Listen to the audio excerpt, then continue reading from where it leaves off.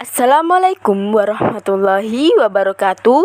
Kami dari kelompok 7 dengan mata kuliah Marketing Syariah akan mempresentasikan hasil diskusi dari kami dengan tema etika pemasaran dan perilaku bisnis cara Nabi.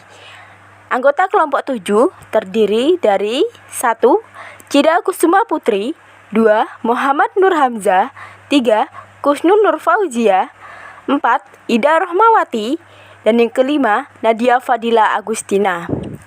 Baiklah, langsung ke pembahasan materi yang pertama yang akan disampaikan oleh saudari Cida Kusuma Putri.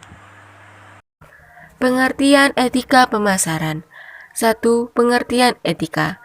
Etika atau etis berasal dari bahasa Inggris yang mengandung banyak pengertian.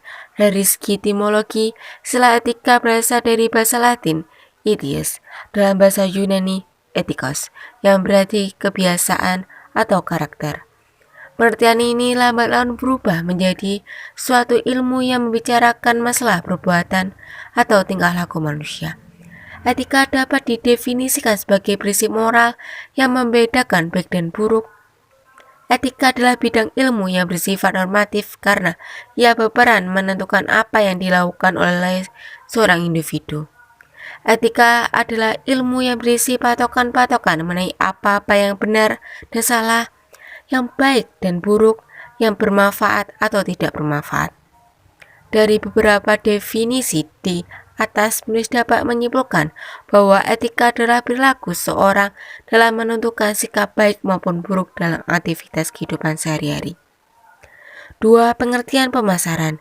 Pemasaran secara etimologi adalah proses, cara, perbuatan memasarkan suatu barang dagangannya, sedangkan menurut trimologi, pemasaran adalah kebutuhan, keinginan, dan permintaan, produk, nilai, kepuasan, dan mutu, pertukaran, transaksi, hubungan, dan pasar.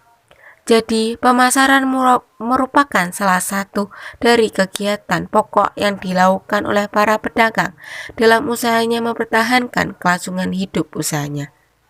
Berhasil tidaknya pemasaran dalam mencapai tujuan bisnis tergantung pada keahlian mereka di bidang pemasaran, produksi, keuangan, maupun bidang lainnya.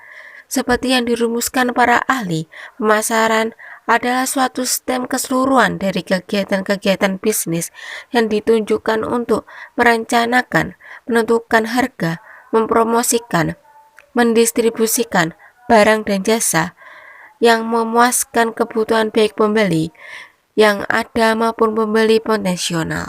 Materi yang kedua akan disampaikan oleh saudara Muhammad Nur Hamzah. Baik, yang selanjutnya adalah sumber-sumber hukum etika pemasaran. Yang pertama terdapat dalam Al-Quran surat Al-Ahzab ayat 21 yang artinya sesungguhnya telah ada pada diri Rasulullah SAW itu suri tauladan yang baik bagimu, yaitu bagi orang yang mengharap rahmat Allah dan kedatangannya di hari kiamat, dan dia banyak menyebut Allah. Maka dari ayat tersebut dapat dicontohkan Rasulullah adalah manusia yang terbaik di segala sisi dan segi.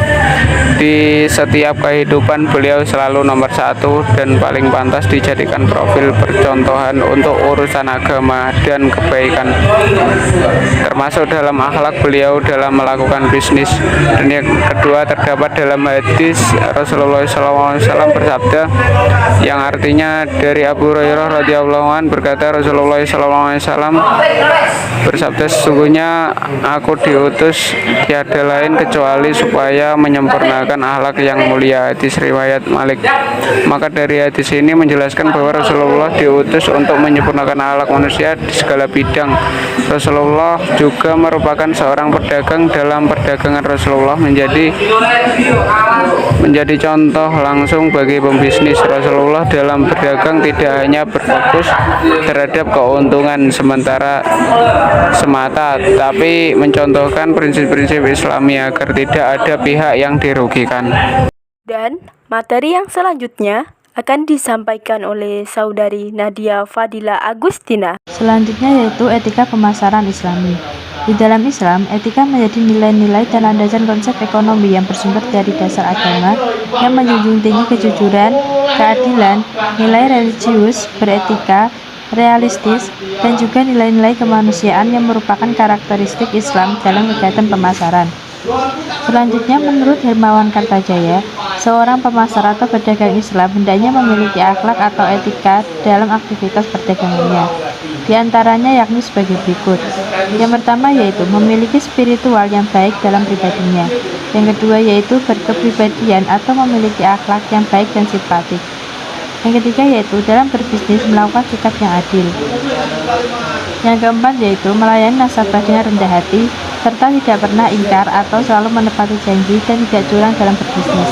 Yang kelima yaitu jujur dan terpercaya. Yang keenam yaitu tidak suka berburuk sangka atau bersuuzon.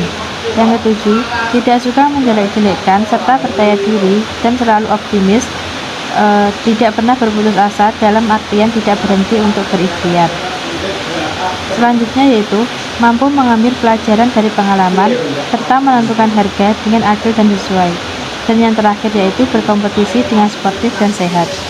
Materi yang selanjutnya akan disampaikan oleh Saudari Kusnul Nur Fauzia. Promosi merupakan upaya pemasaran yang bersifat media dan non-media untuk memancing rasa penasaran dari konsumen, meningkatkan permintaan dari konsumen, atau untuk memperbaiki kualitas produk. Prinsip-prinsip yang digunakan Nabi Muhammad SAW dalam melakukan promosi berbeda dengan promosi yang dilakukan pada saat ini. Konsep pemasaran yang digunakan oleh Nabi Muhammad SAW tidak terlepas dari nilai-nilai moralitas dan sesuai dengan etika serta estetika keislaman. Sistem promosi yang dianjurkan dalam Islam diantaranya yang pertama adalah jangan mudah mengobrol sumpah. Bersumpah secara berlebihan dilarang dalam etika promosi Islam.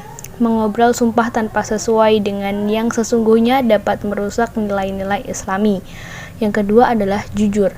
Dalam ajaran Islam, kegiatan memalsukan atau menipu sangat dilarang karena bisa menyebabkan adanya kerugian dan cekcok antar sesama. Yang ketiga adalah menjaga supaya selalu memenuhi akad dan janji serta kesepakatan di antara kedua belah pihak yakni pembeli dan penjual. Yang keempat, menghindari untuk melakukan promosi palsu.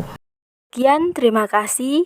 Apabila ada kesalahan kata atau kekurangan materi pada saat kami menyampaikan materi pada video ini, mohon untuk dimaafkan, dan kami akan membuka sesi tanya jawab di kolom komentar YouTube ini. Oke, wassalamualaikum warahmatullahi wabarakatuh.